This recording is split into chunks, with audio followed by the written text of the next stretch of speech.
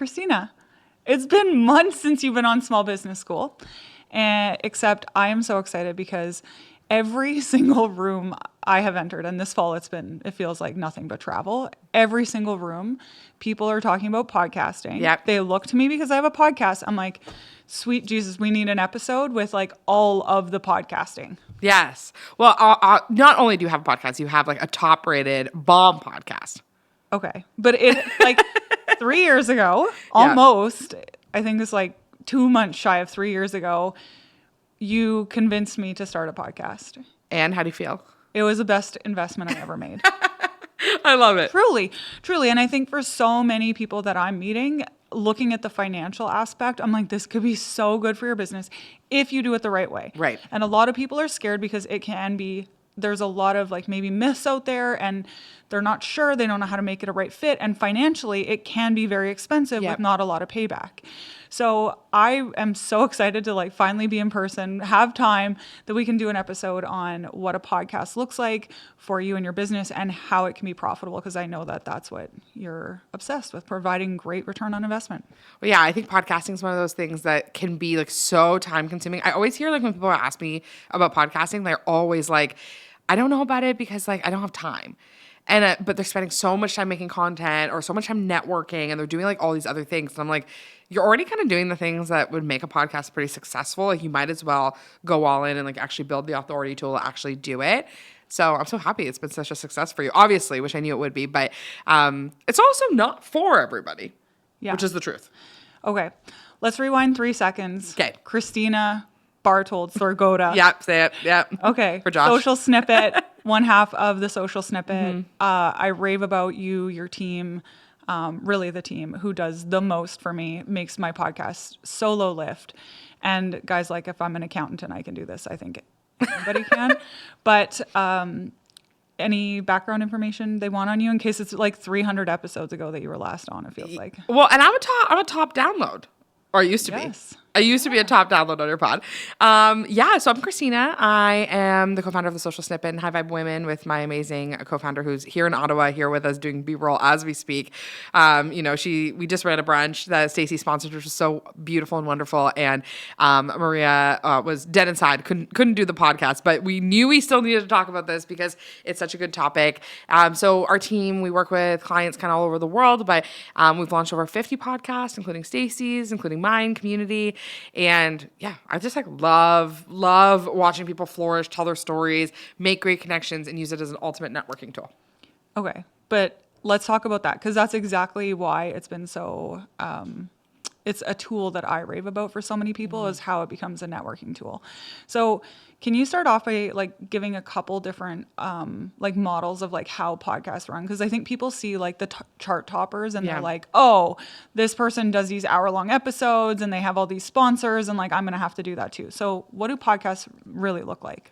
Yeah, lots of people do them in lots of different ways. And I think it's one of those things where success leaves clues. Like you see what your audience likes, you see what you like doing, and you're able to find kind of a balance. So a lot of people will do, interviews where you bring on experts, you have conversations. I actually think that's a skill that like over time you learn and you grow with. I listened to some of my first interviews. I'm like, ugh, cringe. But now I feel so much more confident interviewing people, having these meaningful conversations. There's also solo episodes, which I think are like the ultimate authority tool, right? You do a great job with this where, you think about things your clients would ask you, you record an episode, and then that's something that you can use not only like in that week that it comes out, but as a resource forever. I can't remember the exact stat. It's like over 70% of people listen to podcasts that are over a week old. So we see like it has much more of a longevity than, social content. You make one banger reel. It's like really good for 24 hours and then you never really think about it again. But podcasts, people are looking for info.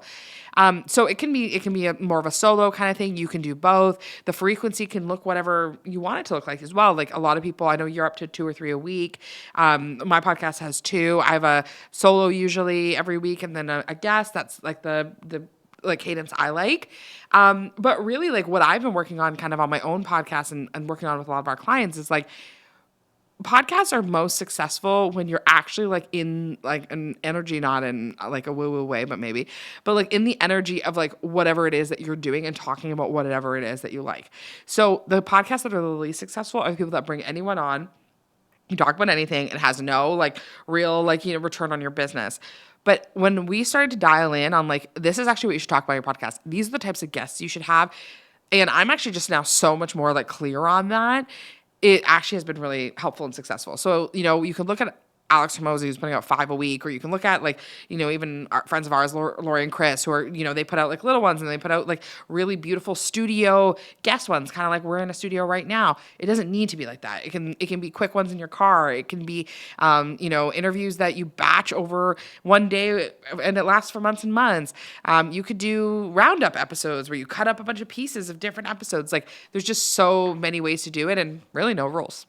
I think it's interesting because you mentioned that we just came from a brunch that you held, and there was somebody there who was like, "Oh, I just recorded my basement," and I'm like, "I have a top-rated podcast, and I recorded my basement." Yes. And it's like you can actually have success. You know, audio quality matters, but you could do it from a lot of places.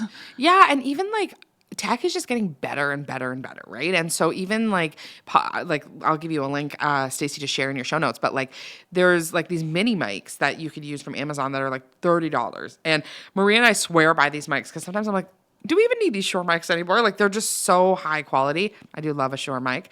But like we're getting better and better with tech. So even just like some small adjustments people can make such a big difference in even the sound quality and making it sound great.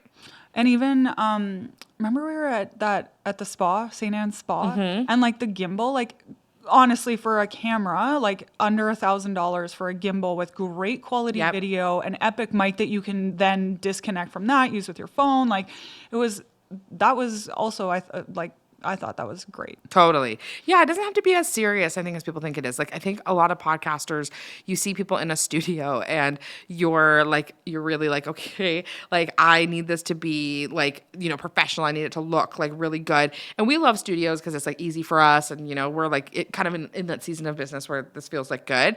But when you're just starting out in a podcast and you don't know what, like the ROI is going to be. We've had ROI, we have sponsors, like that has a different feeling to it. But like it can be in your basement, it can be in your house, it can be in your bed. Like we've done podcast episodes in hotel beds, you know, in Kelowna. And if like the content is dialed in, it's like that's actually what people are coming for. The reusability is maybe about the video quality and how good that can be, but it's really the podcast itself, like how successful it's going to be is based on how relatable your content is. And you and I actually, I think you were in this room as well in Fast Foundations when that YouTuber came. There was like a YouTuber who had like a car YouTube kind of thing. And I remember kind of being like, this is an example, everyone listening, like of like you could learn something from anybody. Because I remember this man coming in, he had a huge YouTube channel. Well, we don't have any real YouTube dreams. And I was like, oh, what am I going to learn from this man? And he said this thing that really resonated with me about the podcast, which was that he has this like top rated YouTube show and his friends will always be like, hey, can we come and like shoot the shit on your YouTube show, or like could we just like have a combo or whatever. And he's like, it actually costs me money to talk about things that aren't related to my niche, so I would better to take you out for dinner than it would be for me to like have you on my show, just because like it actually costs you money. And I've actually noticed that with our clients as well as my own podcast, that like when I'm not dialed in on my message, my listenership suffers because they lose trust in me. So this is why I'm actually like ruthless now with who I let on the podcast, and not in a mean way, but I'm just more honest with people of like, hey, that's actually not a fit for my show. Let me make an intro for you. Or, you know, you do a great job. A huge priority of yours is like Canadian businesses. That works so well for you. My podcast is a little bit more focused on marketing, on like community building events, like that kind of thing. So I couldn't take a spiritual coach that didn't have a marketing message because it would hurt my audience. But like if they were Canadian and had grown a really great business, that would actually maybe be a fit for you. Like different people fit for different things.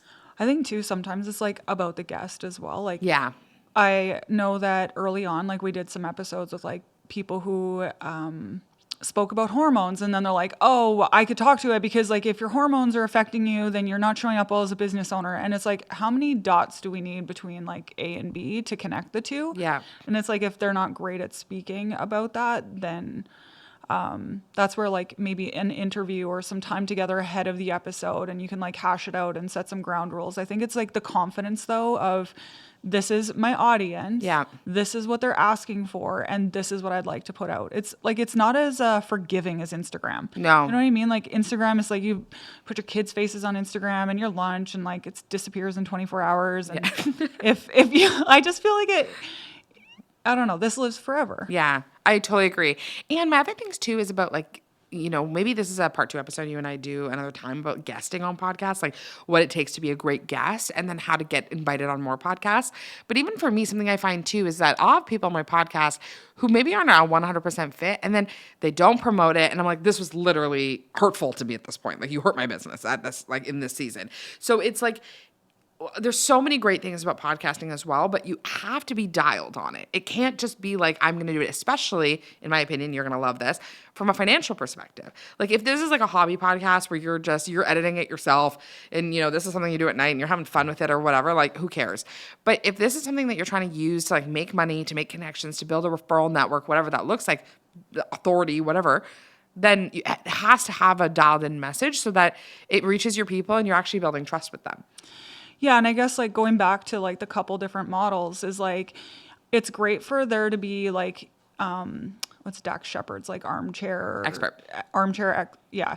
And then that is vague enough or broad enough to then run ads, or like an Andrew Huberman, anything like his people want. He's going to run ads. He makes his podcast money by sponsorships. Yep. But it's like for most of the people in my world that's listening to Small Business School, like they're wanting to know how to make money for their business off of it, not make the podcast their business. So it's like having to look at the funnel.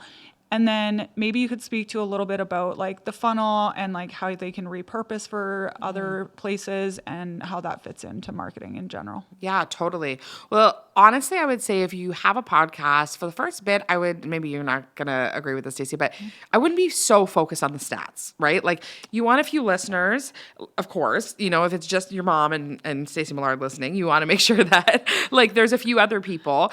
So that's where you have to, talk to your audience. What are you talking about? Like, what questions are people asking you? Some great ways to find out topics for you is like using Chat GPT or, trying to find what are like trending things in your niche.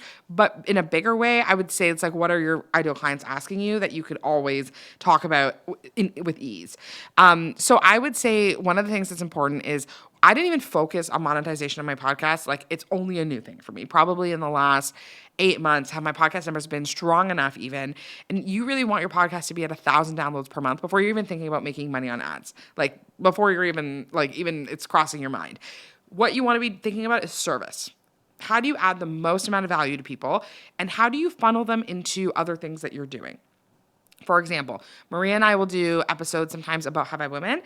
The intention behind that is really to encourage people to buy tickets. Like we talk about High Vibe Women, obviously we love it. We talk about our experience, and then that's the encouragement.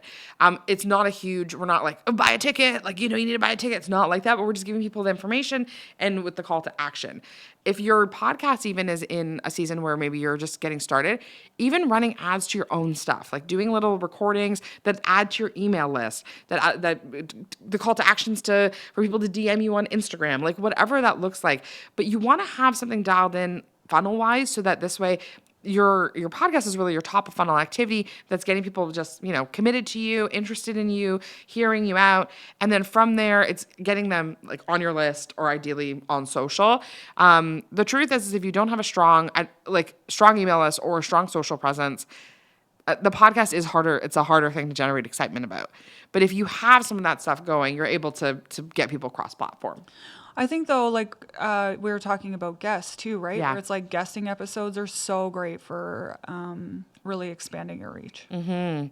Yeah, twofold. And I think, and you do such a great job with this, Staci, but like one piece is like expanding your reach because you get to borrow that person's audience, right? And you want to make sure it's an audience you want. Like that's a big thing. So even for example, I one time guested on an ice cream eating podcast where like there was like 4 of us. We all tried a bunch of different ice creams.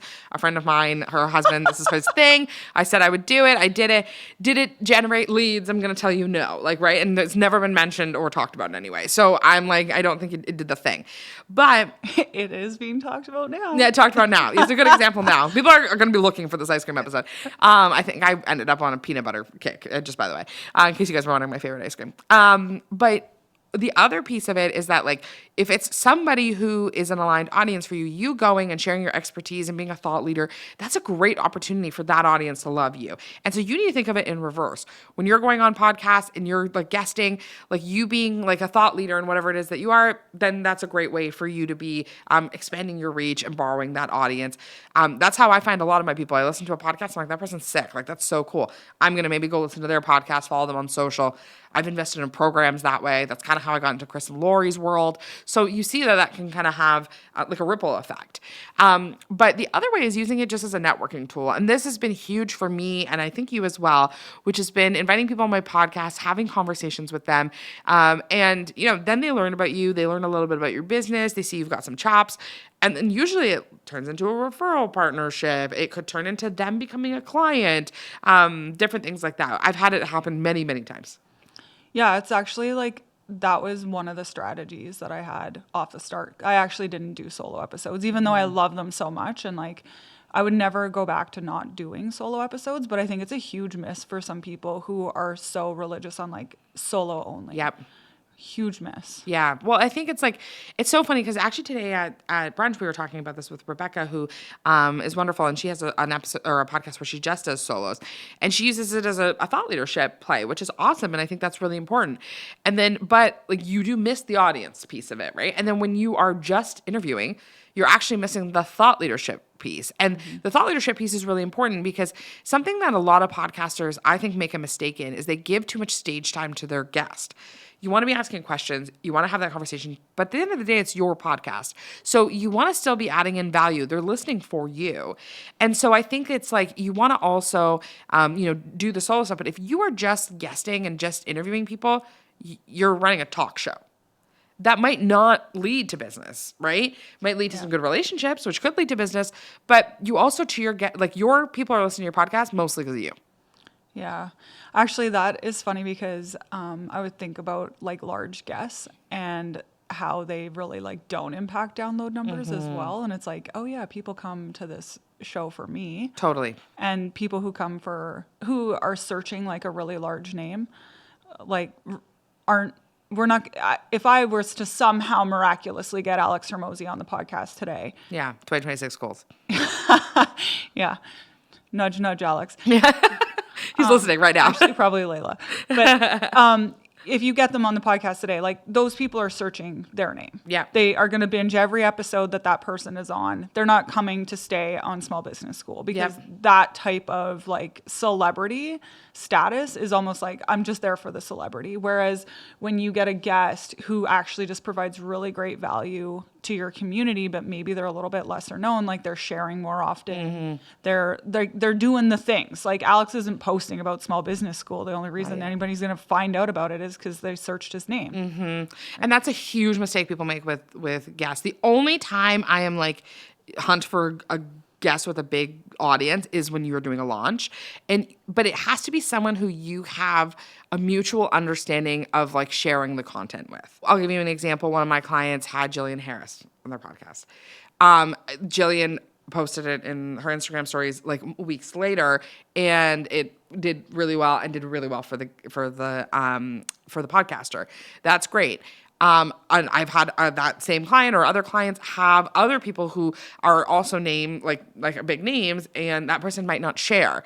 And so it doesn't actually have the same impact. So I think with big guests, like when you use them as a launch, but you have the conversation ahead of time. Like I think about like Lori or you and I have both interviewed Jacqueline Johnson. Like Jacqueline's a gracious sharer, like so gracious. And like, I didn't have to have that conversation of, hey, I'm relaunching my podcast.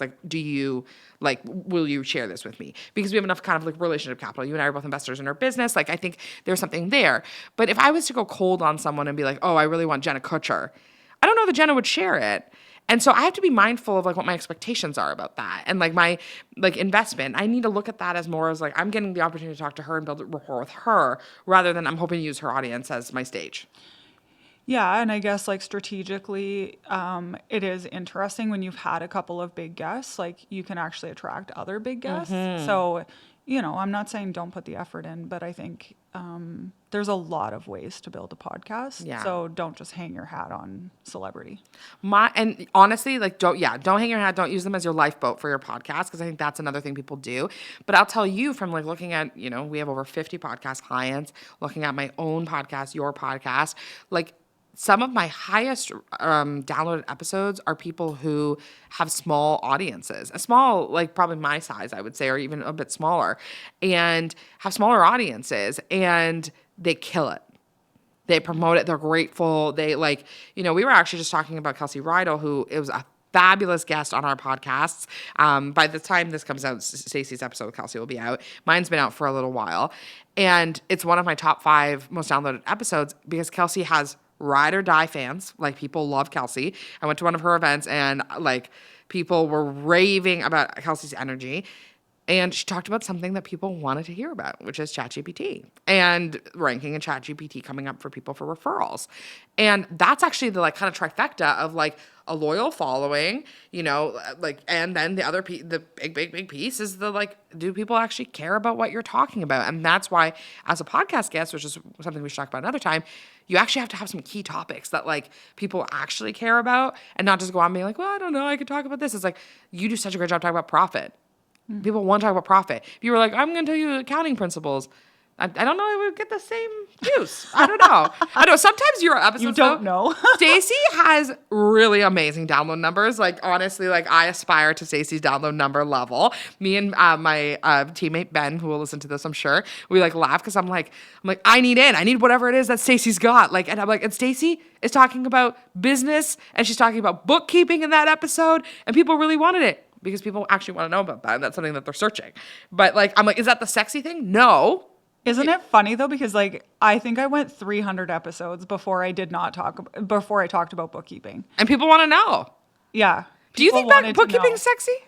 Bookkeeping is the least sexy Okay, thing. It's great. like putting Didn't on want to granny offend. panties mid-month. Yeah, seriously. A nude bra. But people love those episodes and they do really well. But it's because people are searching that content. So you have actually like leaned into something that people want, but you also earned that over time, right? Like, you didn't start by being like, hi guys, here's like a ledger. Like, you were like, yeah. Also, like, I think that you really have to connect things. Like, it doesn't matter whether you're doing it on social or podcasting. Okay, let me rewind. You know how sometimes people start podcasts because they're like, okay, I can't talk in 90 seconds. This is me. I cannot in 90 seconds tell somebody something on Instagram, so I'm going to start a podcast, right? But if a podcast, just because you have more time, you still have to connect A to B for your ideal listener, your ideal client. Like, you still have to get the message across. Totally. So for us, like, some of those episodes were a hit because we were being asked about them. Yeah. It's also, I'm not teaching people how to reconcile a bank account. I gave bigger overarching concepts. Totally. But it's like, you still have to be connecting with people, and you have to be good at that. And like, I think the win is also like being like, okay, hey, these people are asking me these questions, and it's not only about the people that are going to download this week. It's also thinking about like, people, like, we see this in our membership all the time. People will ask questions, and the resources I send are my podcast episodes. I'm like, hey, a year ago, I talked about threads. Here's like 2 episodes about that. Or like, we have done a bunch of episodes about LinkedIn, and people will ask questions about LinkedIn. And I'm like, oh, I did an episode on this. Like, it's just easier for you to listen to this than it is for me to explain it. Like, and that helps with listenership, but also like, I get to use that as a resource and serve. And I think when you use a podcast as an opportunity to serve your clients, rather than you're like, hey, I'm looking to like make ad money, that's where you're going to actually feel like the success, and you're going to get a lot of really great feedback. Yeah. One of the episodes we did was on incorporating. Mm-hmm. Like, I get asked all the time, should I incorporate or not incorporate? And then even just being able to have it like in a link in bio or on an FAQ page because like, I answer that question, and people want my time for a discovery call about that all the time. And it leads to a no. So it's not that it's a waste of my time. It's that I'm giving a lot of that time away for free. So I was like looking at my leaks too, and like, where am I spending my most time for free, and how can I optimize that? And it's like, FAQ pages, like all the things, right? It's like, these people want to know this stuff. Yeah. And if you can capture those things, like I always tell people from a social perspective, like, have a note, and in your note, like, write down any questions people ask you, like anything people are wondering about you, put it in there. It works. I'm going to have an episode now because people ask all the things about you. They're like, hi, my name is Staci. I have a dog. His name's Bo. Yeah. I accidentally told Staci, like, so Staci was at our brunch today, and I accidentally, like, because I talk off the cuff all the time, and now I'm going to do this again. But I was like, guys, like, Staci is our, like, ride or die. You guys listening might know this, might not know this. Staci's our fractional CFO. Her team does all of our bookkeeping, and they're absolutely amazing. And I was like, one time I texted Staci and asked her if I could write off a spray tan, and then everyone kind of laughed. I was like, oh my God, I just told everyone that I asked you if you could write off a spray tan. So you're going to do an episode about that. People are going to want to know. Can you write off the spray tan? Can you write off a spray tan? Yes. Yeah. The whole room's wondering now. They want to know. Okay.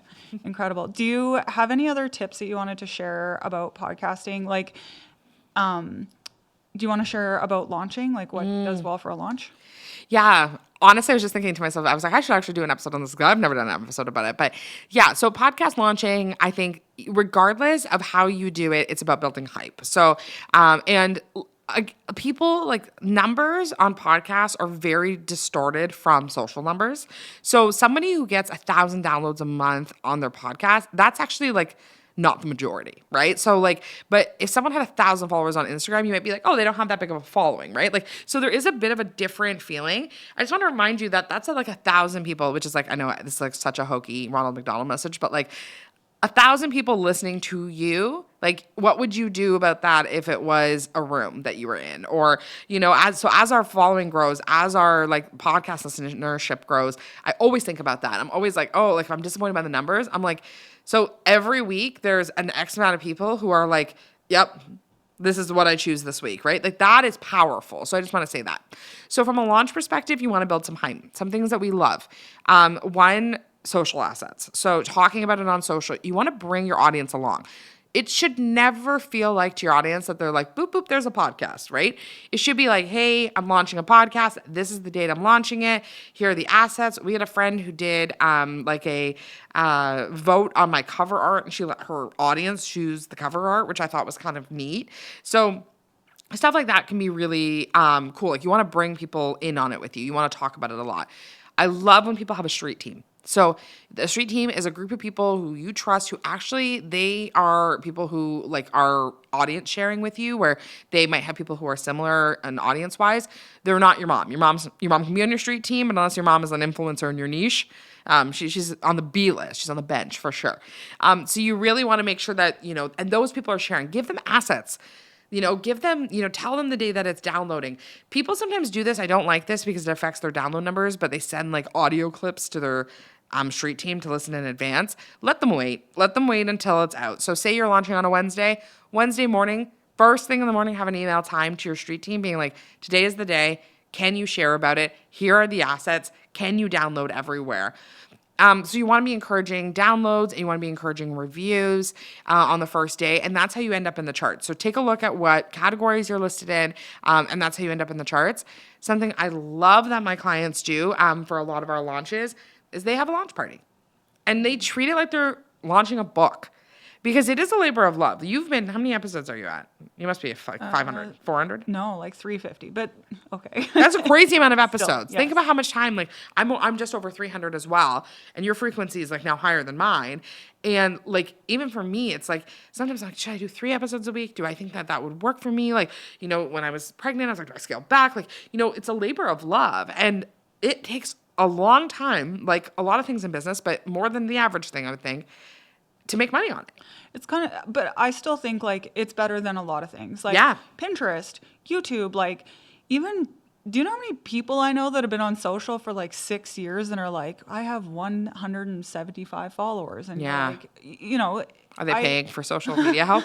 No, but they're not paying for podcasting either. Yeah. So I would say like it is a longer run. Yeah. It's not clients today, but also like I think any platform where you're like not directly connecting. So like other than going to an event, meeting somebody and saying I could help, like going to a referral partner and asking for a referral, it's going to be a longer run. 100%. You know what I think is the coolest part about podcasting, if I'm just being honest, is think about how many podcasts you listen to, and anyone listening, think about the podcasts you listen to. How many of those people are you dreaming about investing with? Or you're thinking about meeting? Or you're like, next time they run that retreat, next time they run that program, you might not even follow them on Instagram. You might have never DM'd with them, but you're like in the sidelines waiting for them. So those of you who have podcasts, like someone's in the sidelines waiting for you. You don't even know it. So it's like not giving up that hope. And that's where you have to ask for feedback. You want to be talking to people. You want to be asking, like, you know, I like love when people share in their stories, like podcast episodes. I'm always so touched because I'm like, oh, that's nice that someone listens. That's like good feedback. Or I get a DM. I love that. But I have had so many times where somebody has reached out to me that I've been on a podcast or they've been listening to my podcast and they're like, can't wait to be able to come to High Vibe Women. I'm like saving, like, or I like can't wait for your next retreat. Can't come to this one, but I want to be there. Or like social snippets on my vision board. Like that is so cool, and I didn't even know they existed.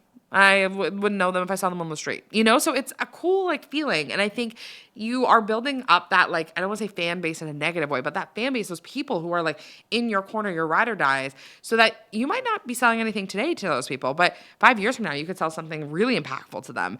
So yeah, I think about the people I'm invested with and people who are on my investment list. There's a woman and I'm like, I don't even follow her on Instagram. I'm not even on her email list. And I listen to her podcast every week. Like, so it's just interesting how it's just like a different medium. And I didn't talk about this yet, but if you're smart about it, which you are, and I think I am too, we use that as like our content. Yeah. Like I don't make a lot of like talking head content. You're not going to see me like recording a ton of stuff. I usually use podcast content and we use that for informing blogs and we use that for informing threads posts and we use that for informing social because I'm good in the spoken word, but like, you know, it's like easier for me to talk than it is for me to do other things. And so, unfortunately for those around me, but, Maria, my business partner, just laughed. It's the truth. But yeah. I rave about your team. Mm-hmm. You guys make this so low lift for me. I told you that at the very start. I was like, listen, I have the capacity to do the speaking and show up for the content of the podcast. But then when it comes to sharing and editing and show notes and all the things that still go into an episode, like I don't have capacity for that. So can you tell listeners how you help your offerings? Well, we love to help entrepreneurs, small businesses. Any friend of Staci's is truly a friend of mine. But yeah, we love to like you have the conversation. We do everything else. So you talk to your guests, or you do your solo episodes, we edit them, we add your intro, outro, we write your SEO rich show notes. We have an amazing launch process as well. Like really, you come to us with an idea and we bring it to life. I can't say enough good stuff about my team, and like really, me and Maria have worked so hard on like, you know, trying to develop the right processes, and we have, you know, Ben who's at the helm of it, and it's just been so good. But also like this has to be something that you're excited about and that you're going to show up for and that you're going to want to do weekly, because we can't record for you.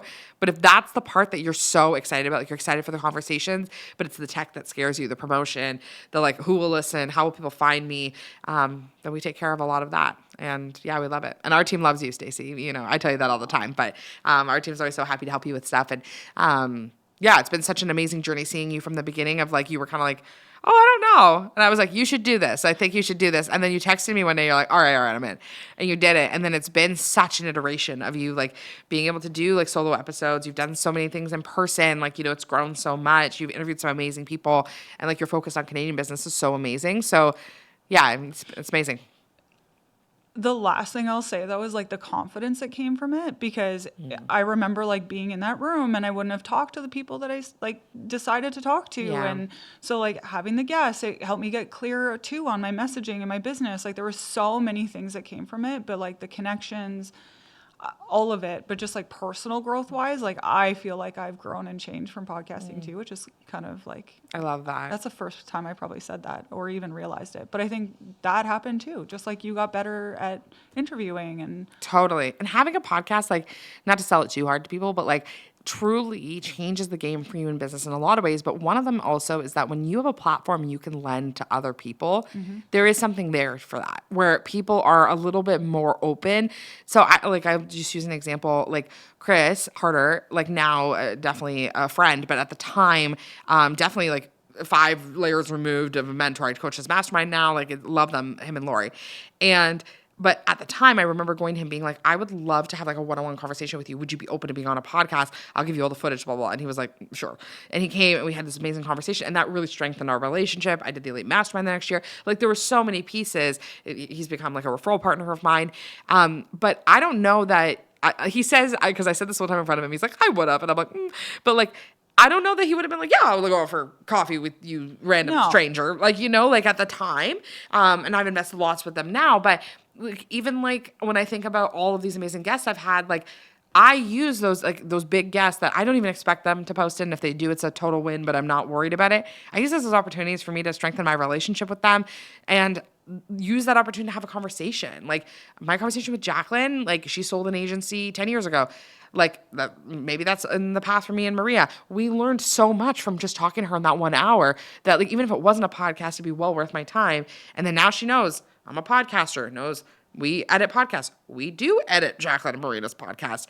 That probably came from her watching us having some of that convo, right? So it's like, it all builds a little bit. And I think when you have a platform to lend people, there is sometimes a little bit more willingness for a relationship. And I think, so even if you're getting 3 or 4 downloads, like I always say, if no one ever listen to my podcast again, which please continue, I would still podcast because I love the relationships that come from it. Yeah. Okay. Shout out to Social Snippet. We'll link them in the show notes. We'll link the community podcast in the show notes. And I appreciate all of your time and your wisdom. And I highly recommend your team. Oh, you're the best. We love working with you. So fun.